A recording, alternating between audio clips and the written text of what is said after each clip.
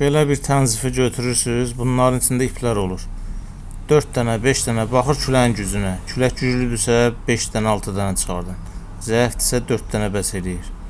Dartırsınız, bax belə çıxardırsınız. Dənizdə çəkilişə imkan olmadı. Ona görə burasını evdə çəkir.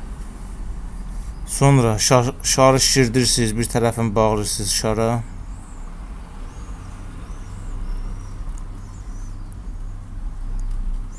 Bir tərəfini də pavadokun quruzuna bağlayasınız, yəni dənizdə. İndi mən boş quruzundan göstərəcəm.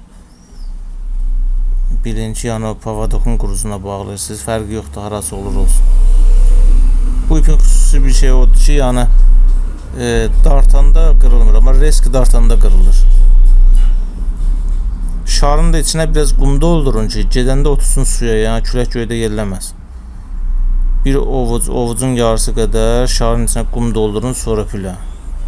Ki ağır olsun, suya otursun. Bax, fikir verin. Görürsən, dartırım, qırılmır. İndi reski dartanda qırılacaq. Gördünüz, qırıldı. Çox rahatdır, yəni. Çörənin için belə, zavod çörənin için əlinizdə əzirsiniz. Xəmir halına gətirirsiniz. Çalışın, qarmaq balaca olsun. Boynu uzun, balaca qarmaq. Belə qoyuruq qarmağı çörənin içinə. 3 parmaq yuxarıdan, 3 parmaq aşağıdan başlayırıq sıxmağa. Kütün bunu elə bilir ki, balıq qulağıdır, yer boğazına ilişir. Fikir verin, necə səliqəli oldu. Qarmağın başında eləyirsiniz ki, çörək çıxmasın oradan. 3 saat, 4 saat qalar, yəni güclü dalğa olmaz.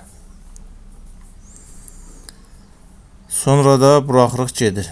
İndi orasını çəkənmədə imkan olmadı. Yəni qoyursunuz suya, gedir. Şar gedir, dalınca da yemləri, quruzu hamısını aparır.